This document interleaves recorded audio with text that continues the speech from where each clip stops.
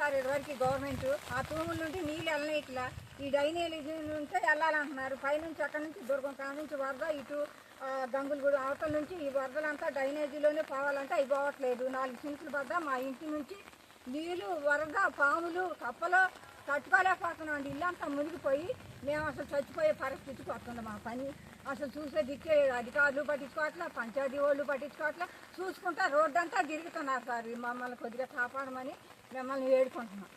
కూడా పాములు కప్పలు వరదంతా మా ఇంట్లోకి వెళ్ళిపోతాం సార్. అసలు పట్టించుకునే దిక్కే లేదు ఇక్కడ.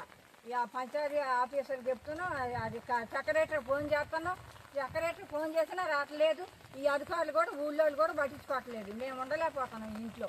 ఎంత పాములు వస్తున్నాయి ఇంట్లోకి, వరద వచ్చి పడుతుంది, మురికి వరద ఇంటి చుట్టూ నిద్రలు ఉండట్లేదు. ఈ వర్షానికి చచ్చిపోతాను మేము అయితే.